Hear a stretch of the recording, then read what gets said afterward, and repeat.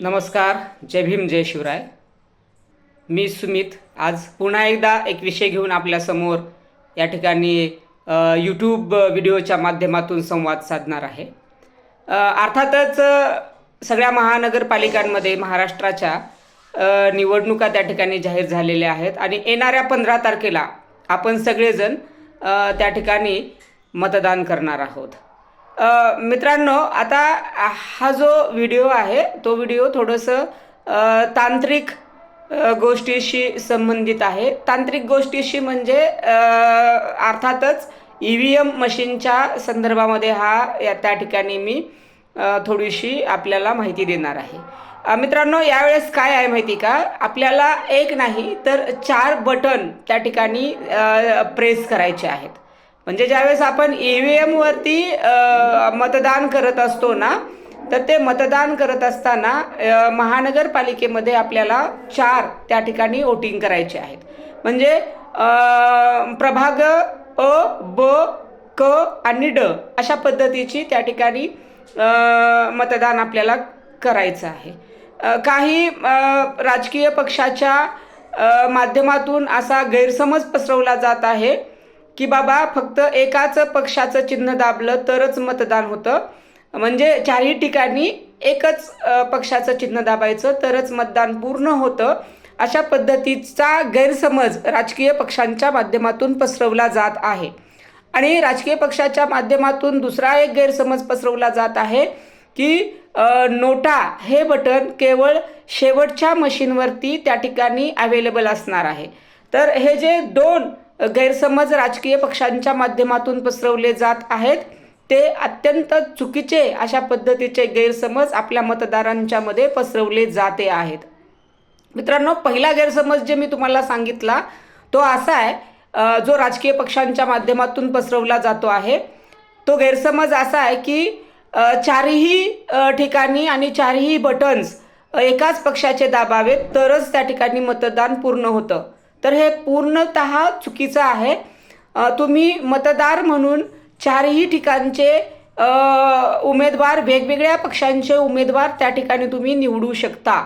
म्हणजे समजा प्रभाग अ मध्ये तुम्ही XYZ पक्षाचं चिन्ह दाबलं तर प्रभाग ब मध्ये तुम्ही ABC पक्षाचं चिन्ह दाबू शकता आणि प्रभाग क मध्ये तुम्ही काहीतरी क पक्षाचं चिन्ह दाबू शकता आणि प्रभाग ड मध्ये तुम्ही आणखीन काहीतरी वेगळ्या पक्षाचं चिन्ह त्या ठिकाणी दाबू शकता. म्हणजेच थोडक्यामध्ये म्हणजेच आपण सगळे मतदार क्रॉस वोटिंग त्या ठिकाणी करू शकतो. Cross voting it means cross votings म्हणजे अ प्रभागामध्ये एका पक्षाला मतदान केलं, ब प्रभागामध्ये आपण दुसऱ्या पक्षाला करू शकतो, क प्रभागामध्ये आणखीन तिसराच पक्ष आपण निवडू शकतो आणि ड प्रभागामध्ये चौथाच पक्ष निवडू शकतो. आणि दुसरं महत्त्वाची गोष्ट अशी आहे, नोटाच्या संदर्भात गैरसमज पसरवला जातो आहे. राजकीय पक्षांच्या माध्यमातून असे गैरसमज पसरवले जाते आहेत की नोटा हे बटन केवळ शेवटच्या मशीनवरती म्हणजे प्रभाग ड जे आहे त्या ड वरती म्हणजे त्या ठिकाणी नोटाचं बटन अस्तित्वात असणार आहे. तर असं काही नाही.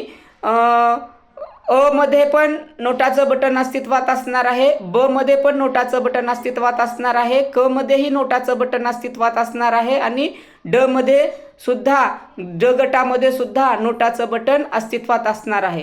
आणि तुम्ही मतदार म्हणून 4ही ठिकाणी नोटा निवडू शकता. नोटा म्हणजे त्या नोटा नाही RBI छापतं त्या नोटा, म्हणजे नन धिस अभाव म्हणजे वरीलपैकी मला एकही उमेदवार मान्य नाही अशा पद्धतीची चॉईस आपण त्या ठिकाणी देऊ शकतो. म्हणजे वरच्या म्हणजे 4ही प्रभागामध्ये तुम्ही नोटाचा ऑप्शन त्या ठिकाणी वापरू शकता किंवा आपण एक नोटा देऊ शकतो, बाकीचे 3 उमेदवार चॉईस करू शकतो किंवा आपण एकच उमेदवार चॉईस करू शकतो, बाकीचे 3 नोटा देऊ शकतो किंवा आपण एकाच पक्षाचे सगळे उमेदवार त्या ठिकाणी चॉईस करू शकतो किंवा वेगवेगळ्या पक्षाचे 4 उमेदवार आपण त्या ठिकाणी चॉईस करू शकतो.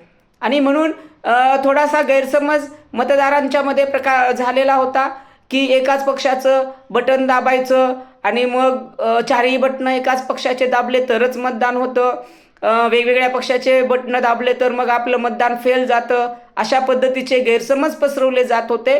ते गैरसमज चुकीचे आहेत आणि असे गैरसमज पसरवू नये.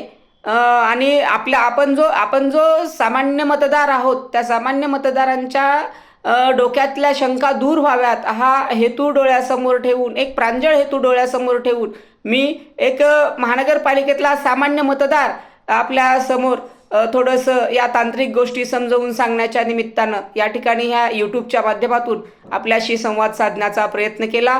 आपण सगळ्यांनी मला या ठिकाणी ऐकून घेतलं त्याबद्दल धन्यवाद.